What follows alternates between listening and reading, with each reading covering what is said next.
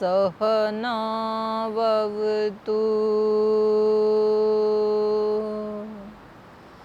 सहनौ भुनक्तु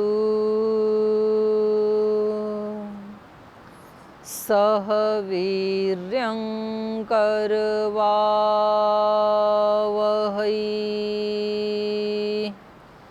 तेजस्विनावधीतमस्तु मा विद्विषावहै।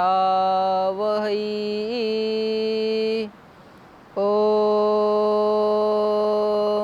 शान्ति शान्ति शान्तिः।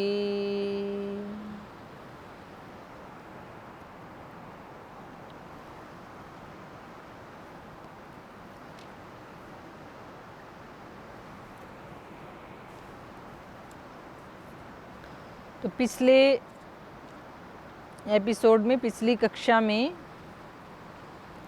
हम पढ़ रहे थे कि जो रामायण व्रती व्यक्ति है उसको जो चांडाल पतित आदि हैं उनको दान नहीं देना चाहिए। और दान देने, किसको दान देना चाहिए फिर?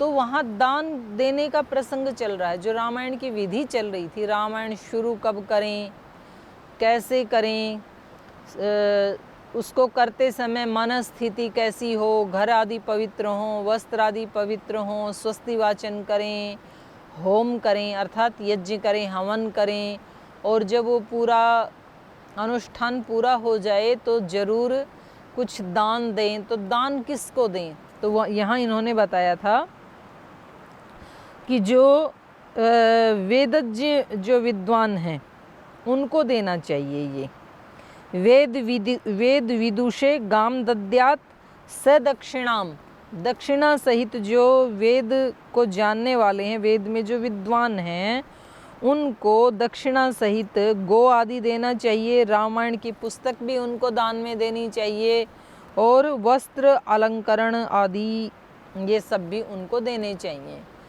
तो ये कोई भी मिले उसको नहीं देना चाहिए। तो इसके लिए पीछे एक प्रसंग आया था कि चांडाल पतित आदि हैं उनको कभी भी दान नहीं देना चाहिए।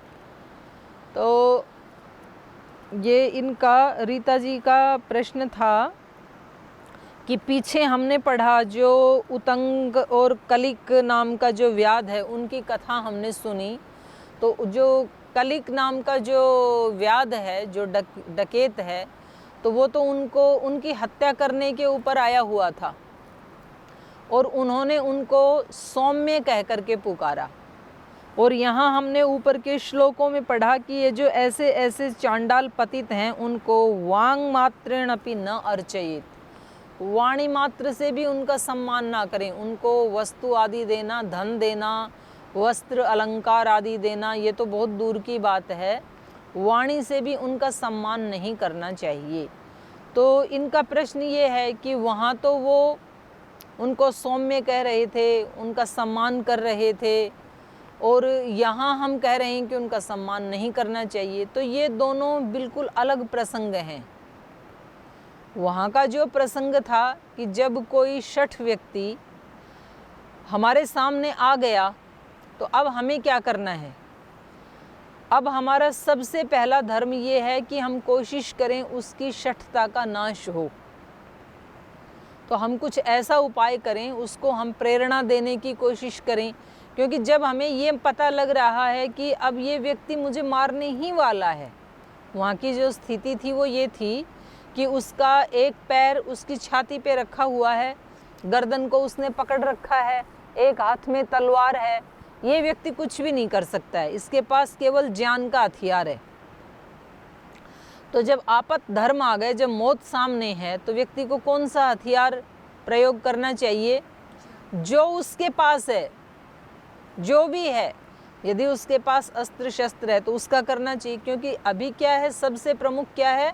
प्राण बचाना। और किसी भी अवस्था में यदि ये लग रहा है कि प्राण तो बचने हैं ही नहीं, तो भी फिर चलते चलते कोई तो शुभ कर्म करके जाना अंतिम समय। तो उसका प्रसंग बिल्कुल अलग है। तो उनको क्या लगा कि मेरे पास एक ज्ञान का और साधना का अस्त्र है, तो मैं अंतिम समय उसका प्रयोग करके देख लेता हूँ। अगर तो उसके प्रयोग से इस व्यक्ति की दुष्टता नष्ट हो जाती है तो हम दोनों ही बच जाएंगे, और अगर तो इसकी दुष्टता नष्ट नहीं होती है तो मुझे तो मरना ही है। तो कम से कम मैं मरते मरते एक शुभ कर्म तो करके जाऊंगा, एक बीज तो बो के जाऊंगा। तो मेरे खाते में, तो मेरे अकाउंट में तो एक पुण्य का कर्म लिखा जाएगा ना, ऐड हो जाएगा। और वो बीज बोने से हो सकता है आज नहीं तो कल इसका चित्त परिवर्तन हो जाए, तो भी वो उसमें फ़ायदा ही है। और यदि सर्वथा परिवर्तित ना भी हो तो भी मैंने तो अंतिम समय तक अपना शुभ कर्म किया, तो वहाँ तो उसको ऐसे ही करना चाहिए। यहाँ स्थिति है दान देने की। तो दान के लिए उन लोगों का निषेध किया है, क्योंकि अगर हम कोई ऐसा बड़ा अनुष्ठान करके ऐसे दुष्ट लोगों को दान देने लगेंगे, उनका सम्मान करने लगेंगे, तो दो हानि होंगी।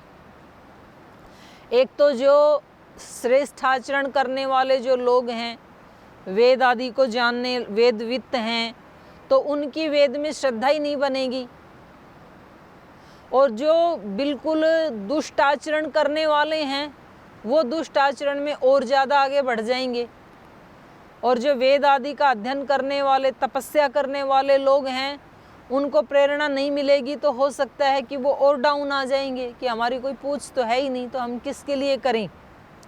तो क्या होगा, फिर लोक से वेद आदि जो सत आचरण है उसका तो लोप होने लगेगा, और ये चंडाल आदि, पतित आदि का जो दुष्ट आचरण है वो फिर बढ़ने लगेगा।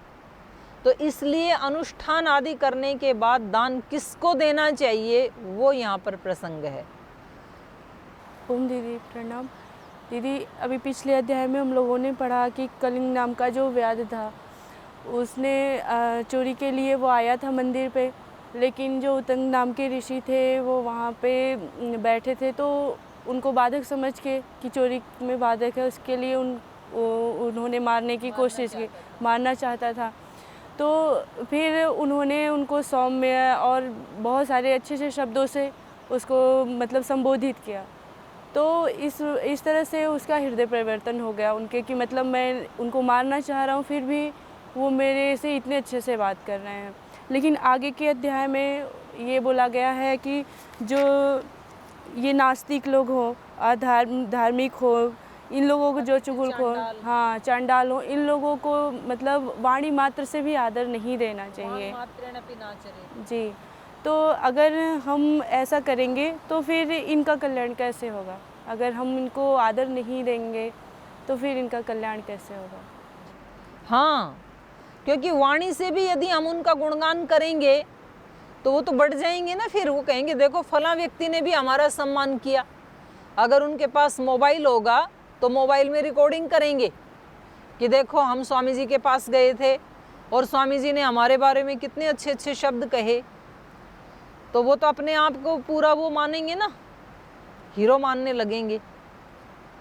तो फिर वो तो उस काम में और ज़्यादा आगे बढ़ जाएंगे। तो ऐसे व्यक्तियों का तो मतलब उनका अपमान करना भी अच्छा नहीं है। अपमान करने की दो हानि है, एक तो हमारे वाणी आदि उससे दूषित होंगे, एक हानि है, और दूसरी हानि ये है कि कई बार वो जान के शत्रु बन जाते हैं। तो ऐसे समय में जान ले लेंगे तो ये व्यक्ति लोक उपकार नहीं कर पाएगा। जैसे महर्षि दयानंद ने वेश्या का अपमान कर दिया और उनको ऐसे शब्द बोले वेश्या को कि वो बिल्कुल तिलमिला गई, उसको सहन नहीं कर पाई, और उस अपमान का बदला लेने के लिए उसने महर्षि की जान ले ली, उनके रसोइये को ही तैयार कर लिया। तो ये देश के लिए बहुत बड़ी हानि हो गई। तो ऐसे व्यक्तियों की उपेक्षा कर देनी चाहिए। तो सज्जनों के द्वारा जो उपेक्षा किया हुआ व्यक्ति है वो भी मृत्यु को प्राप्त जैसे ही होता है। जब श्रेष्ठ व्यक्ति बैठे हों और वो किसी का सम्मान कर रहे हों और किसी की उपेक्षा कर रहे हों, तो वो उपेक्षा भी फिर समझदार व्यक्ति के लिए तो मौत जैसे है। तो वो व्यक्ति फिर अपना आकलन करेगा कि सबकी प्रशंसा हो रही थी और मेरी उपेक्षा हो गई, तो इसका कारण क्या हो सकता है। तो उसको पता लगेगा कि आजकल मैं ये आचरण कर रहा हूँ, ये मेरा श्रेष्ठ आचरण नहीं है, इस आचरण के कारण आज मेरी उपेक्षा हुई, तो उसको हटाएगा फिर। तो यही तरीका है उनको आगे बढ़ाने का। इससे आक्रोश आ सकता है ना उनके अंदर कि इतने लोगों के सामने मेरी उपेक्षा कर दी गई, तो आक्रोश भी तो आ सकता है। हाँ, आक्रोश भी आ सकता है। आक्रोश आएगा तो मैंने जैसे उदाहरण दिया महर्षि दयानंद का। जैसे उन ऋषि ने अच्छे से लेकिन यथा योग्य व्यवहार जो है वो यही अलाउ करता है, जो नीति शास्त्र है वो यही अलाउ करता है कि सज्जनों का ही सत्कार होना चाहिए, अच्छे लोगों का ही सत्कार होना चाहिए। क्योंकि उधर जो वेदवित है व्यक्ति, उसका जो सत्कार हो रहा है, तो 50 लोग और प्रेरणा भी तो लेंगे कि हम भी ऐसे बने, तो हमारा भी सत्कार होगा, हमें भी दान मिलेगा, हमारा भी सम्मान होगा, वस्त्र अलंकार आदि मिलेंगे, हमारा भी अखबार में फ़ोटो छपेगा, तो प्रेरणा मिलेगी। तो इसको हम अपने छोटे से अपने घर में भी तो देख सकते हैं। जिस संस्थान में, जिस गुरुकुल में हम रहते हैं, वहाँ पर कुछ बच्चे ऐसे हैं जो बहुत अच्छे व्रत अभ्यासी हैं, सब व्रतों का पालन करते हैं, पढ़ाई में भी अपना विद्याभ्यास भी उनका अच्छा है, योगाभ्यास भी उनका अच्छा है, व्रताभ्यास भी उनका अच्छा है। तो कभी श्रद्धेय स्वामी जी महाराज या पूज्य आचार्य जी या जो वरिष्ठ आचार्य गण हैं, तो वो उनकी प्रशंसा यदि करते हैं तो दूसरे लोगों को भी प्रेरणा मिलती है फिर कि हम भी ऐसे बने। और जो ऐसा नहीं करते हैं, उनका नाम नहीं लेते हैं, तो वो ही उनकी उपेक्षा है। तो फिर वो उसमें दो चांस हैं, या तो वो ये सोचेंगे कि हम भी इनके जैसे बने, तो फिर वृद्धि होगी ऐसे करने वालों की, सब अलग अलग शास्त्र आदि स्मरण करेंगे, ध्यान उपासना करेंगे, जिस चीज़ का सम्मान होगा, सत्य बोलने वालों का सम्मान होगा, तो सब लोग सत्य बोलना शुरू कर देंगे। व्रत अभ्यास में, दिनचर्या में रोज जो नियमित आते हैं, उनका जब सम्मान होगा तो सब लोग धीरे धीरे दिनचर्या में आने लग जाएंगे। जिस चीज़ का भी बड़े लोग सम्मान करेंगे, वो चीज़ बढ़ने लग जाएगी। केवल शास्त्र स्मरण का सम्मान करेंगे तो शास्त्र स्मरण की कोशिश करेंगे सब। अगर हम सत्य आचरण का सम्मान ज़्यादा करने लगेंगे तो शास्त्र भले ही कम याद हो, लेकिन सत्य आचरण करने लगेंगे बच्चे कि हमें असत्य आचरण नहीं करना है, क्योंकि यहाँ तो उसका सम्मान होता है। तो हमें, और यथा योग्य व्यवहार भी यही है, क्योंकि एक व्यक्ति ने इतना पुरुषार्थ किया है तो उसके पुरुषार्थ का यही पारितोषिक है कि हम उसका सम्मान करें। यदि हम उसका सम्मान नहीं करते हैं तो एक तरह से ये उसके पुरुषार्थ के साथ फिर अन्याय हो जाएगा। ठीक है, आगे चलते हैं। तो इन्होंने बताया तदंते वेद विदुषे गाम दद्यात, वो जो अनुष्ठान है उसके अंत में, रामायण का जो 9 दिन का अनुष्ठान था उसके अंत में, वेद विदुषे स दक्षिणाम गाम दद्यात, दक्षिणा सहित गाय देनी चाहिए। रामायण पुस्तकम च, रामायण की पुस्तक भी उनको दान देनी चाहिए। वस्त्र अलंकरण आदिकम, और वस्त्र अलंकार आदि जो भी अपने से बन पड़े वो देना चाहिए। आगे कह रहे हैं, रामायण पुस्तकम यो वाचिकाय प्रयच्छति स याति विष्णु भवनं यत्र गत्वा न शोचति। नवाहजः फलं कर्तु शृणु धर्मविदां वर, पंचम्यां तु समारभ्य रामायण कथामृतं। कथाश्रवणमात्रेण सर्वपापैः प्रमुच्यते। यदि द्वयं कृतं तस्य पुण्डरीकफलं लभेत्। व्रतधारी तु श्रवणं यः कुर्यात् सः जितेन्द्रियः। अश्वमेधस्य यज्ञस्य द्विगुणं फलमश्नुते। चतुः कृत्वा श्रुतं येन कथितं मुनिसत्तमाः।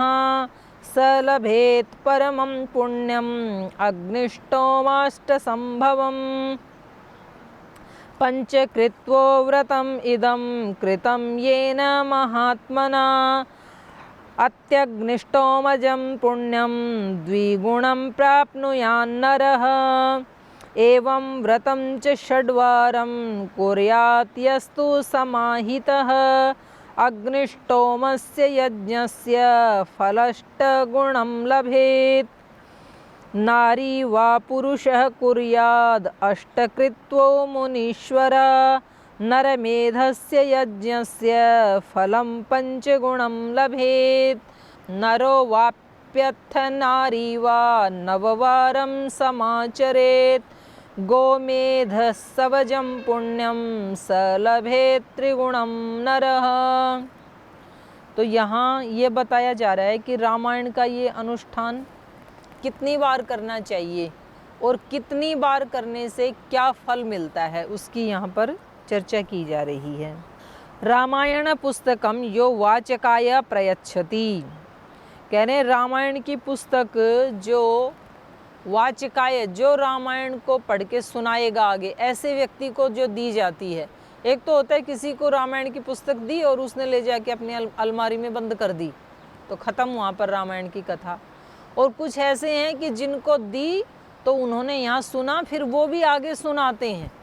तो उसके लिए कहा रामायण पुस्तकम यो वाचकाय प्रयच्छति स याति विष्णु भवनम, तो वो विष्णु के भवन को जाता है। यत्र गत्वा न शोचति, जो देता है वो भी विष्णु भवन को जाता है, जो लेता है वो भी विष्णु भवन को जाता है। विष्णु भवन तो ये सारा ब्रह्मांड ही है, वो कोई स्पेशल मकान नहीं है कि वहाँ चला जाएगा। जैसे हम यहाँ योग में देखते हैं, जिनको श्रद्धेय स्वामी जी महाराज योग की शिक्षा देते हैं, योगा अभ्यास करवाते हैं, माने एक स्पेशल ट्रेनिंग देते हैं जिनको 8 दिन या 10 दिन, फिर उनको कुछ साहित्य भी दिया जाता है। तो कुछ साधक तो ऐसे हैं कि जो उसको ले जा करके और अपने घर में रख देते हैं। वो यहाँ इसलिए आए थे हरिद्वार में कि वहाँ जाएंगे, गंगा स्नान करके आ जाएंगे और 8-9 दिन स्वामी जी महाराज का सानिध्य मिलेगा, तो गर्मी में अच्छा एक ट्रिप बन जाएगा। तो इस भावना से आ जाते हैं। तो वो योग विद्या उन्होंने ली तो सही, लेकिन उसको आगे नहीं बढ़ाया, तो उससे ना तो उनके जीवन का कोई कल्याण होगा और ना ही आगे किसी और के जीवन का वो कल्याण कर पाएंगे। और एक तरह से गुरु की दी हुई वो विद्या भी निष्फल जैसे हो जाती है। अभी हमने मंत्र पाठ किया, तेजस्विना अवधीतम अस्तु। हमारा पढ़ा पढ़ाया तेजस्वी होना चाहिए। तेजस्वी का मतलब है वो आगे बढ़ना चाहिए। यदि हमने यहाँ चर्चा की और वो चर्चा यहीं समाप्त हो गई, तो फिर क्या फ़ायदा इस चर्चा का।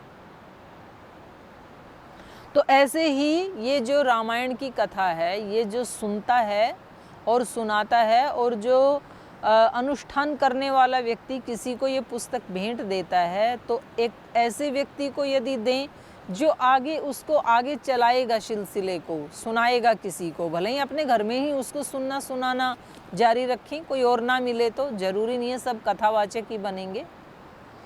और एक वो व्यक्ति है कि वो उसने पुस्तक ले तो ली, लेकिन उसने उसको ऐसे ही रख दिया, तो वो फिर ऐसे ही रखी रहेगी, तो फिर तो वो ज्ञान जो है वो आगे नहीं बढ़ पाएगा।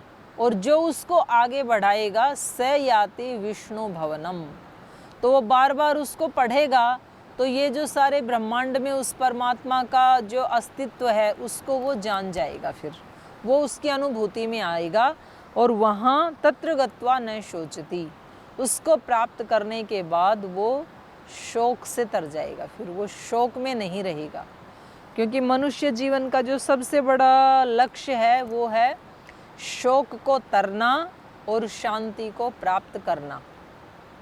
अर्जुन ने भी गीता में अपनी यात्रा शोक से शुरू की थी, और हम सबके जीवन भी किसी न किसी शोक से युक्त हैं। किसी के जीवन में अत्यंत शोक है, तो किसी के जीवन में मध्यम है, तो किसी के जीवन में थोड़ा बहुत है, लेकिन हम सब शोक से युक्त आत्माएं हैं। और हमारा लक्ष्य है शोक से मुक्त होना और शांति से युक्त होना। तो इसलिए यहाँ पर कहा कि स याति विष्णु भवनम यत्र गत्वा न शोचति। नवहज फलम कर्तु शृणु धर्म विदाम वरह। तो कह रहे हैं कि धर्मात्माओं में श्रेष्ठ हे सनत कुमार, धर्म विदाम वरह, धर्म को जानने वालों में श्रेष्ठ।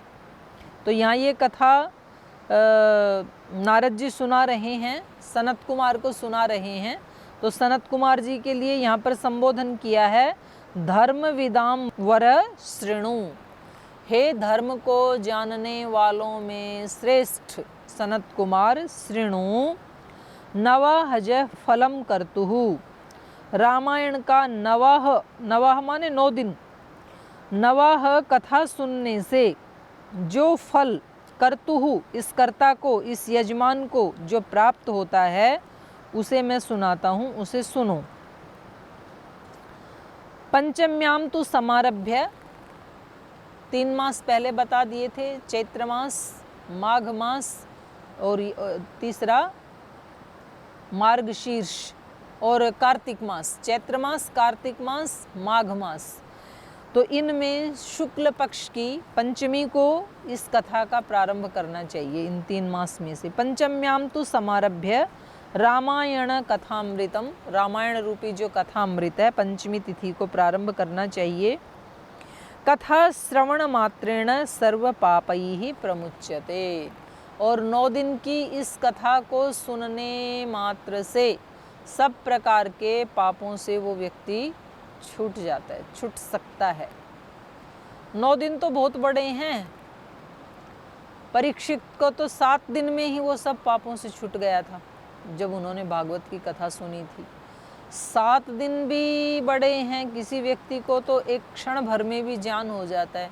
कहते हैं राजा जनक जब घोड़े के ऊपर बैठ रहे थे तो घोड़े के ऊपर बैठने के लिए वो जो एक पैर रखने का जो बनाया जाता है लोहे का पायदान, तो उसमें एक पैर उन्होंने डाल दिया था। तो तभी अष्टावक्र जी आए और उन्होंने उनको कोई शब्द उन्होंने सुनाया, और उसको सुन करके जैसे ही वो घोड़े पे बैठे तो उसी क्षण उनकी समाधि लग गई, माने उनके अज्ञान का नाश हो गया अष्टावक्र जी के द्वारा। तो ये 9 दिन भी बहुत पर्याप्त हैं, एक क्षण में भी हो सकता है, एक दिन में भी हो सकता है, 7 दिन में भी हो सकता है, क्योंकि कुछ लोगों का ये भी कहना है कि वास्तव में जीवन एक ही दिन का है। जो दिन आज मेरे सामने उपस्थित है इसी का अस्तित्व है, कल कोई नहीं होता है। जिसको हम कल कह रहे हैं वो जब आएगा तो वो आज के रूप में ही आएगा, आज का रूप लेकर के ही आएगा।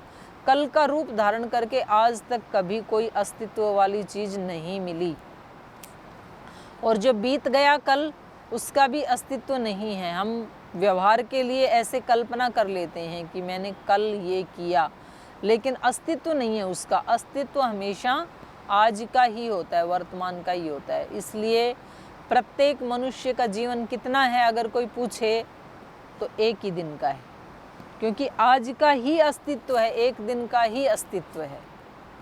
फिर इसको कुछ लोगों ने बढ़ा करके कहा कि नहीं, सप्ताह का अस्तित्व है।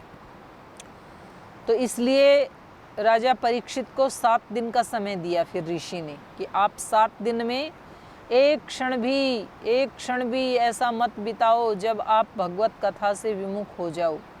तो शुक आचार्य ने, माने वो भी एक रिकॉर्ड बन गया, 7 दिन तक एक बार जब व्यासपीठ पे बैठे कथा सुनाने, तो वो तब ही उन्होंने कथा की समाप्ति की जब राजा परीक्षित को आत्मज्ञान हो गया, सब पापों से मुक्त हो गई।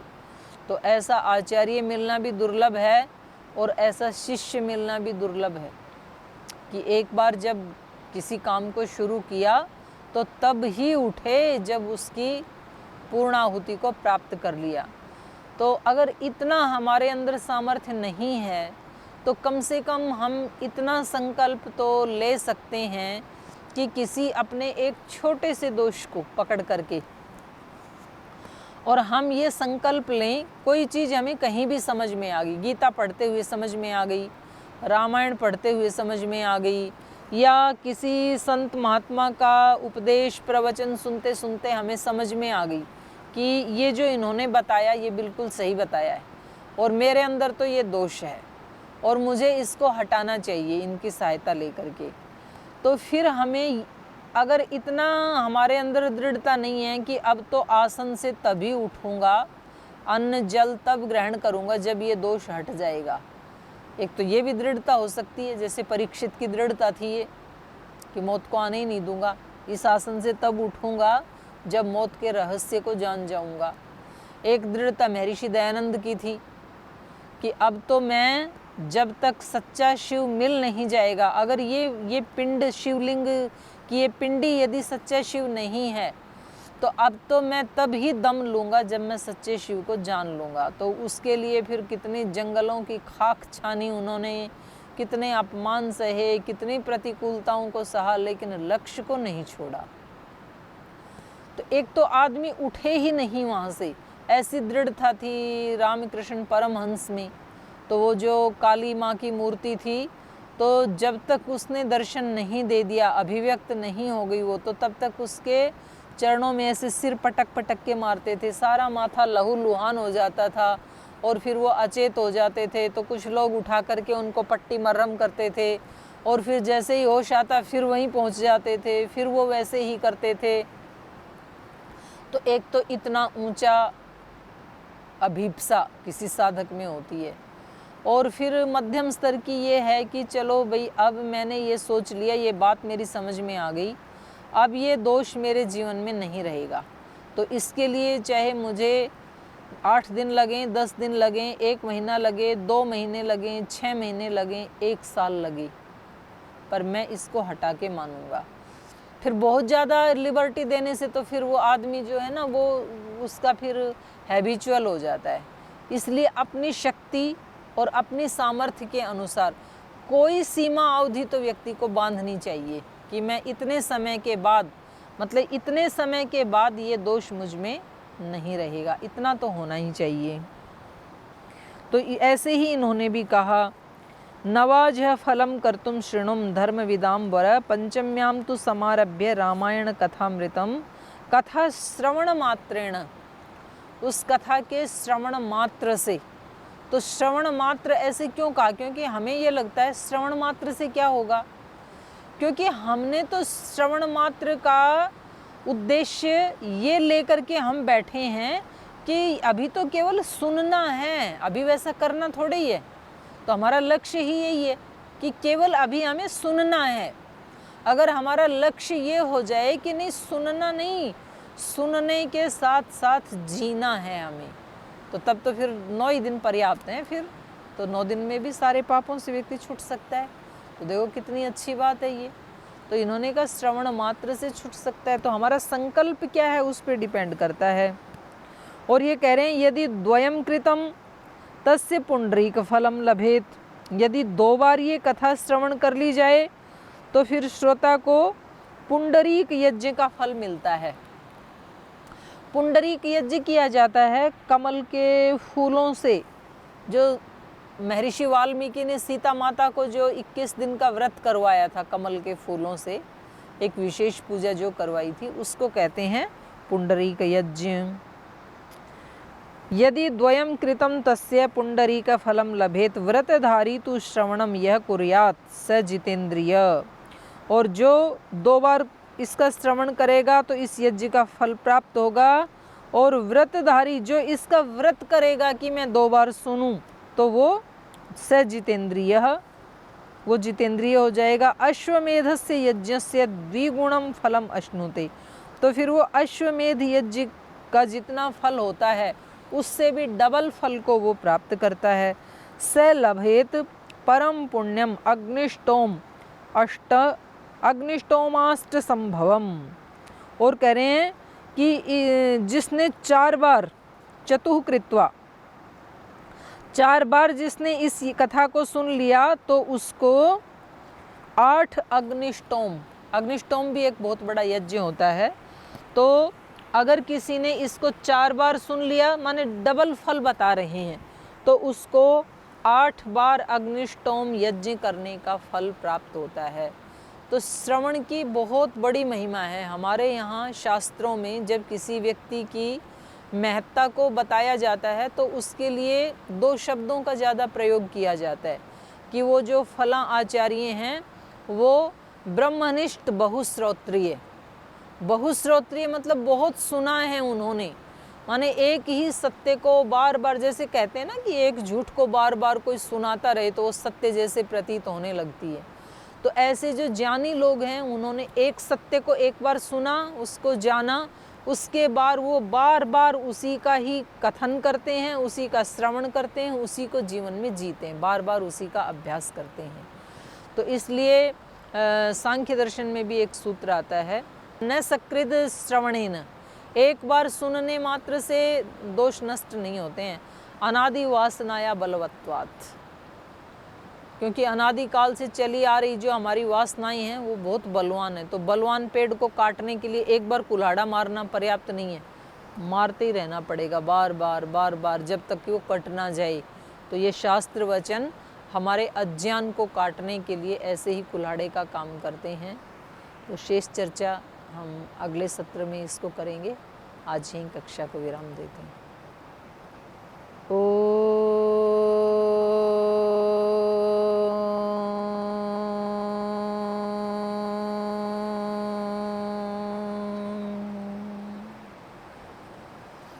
शांति शांति शांति। श्री गुरुभ्यो नमः।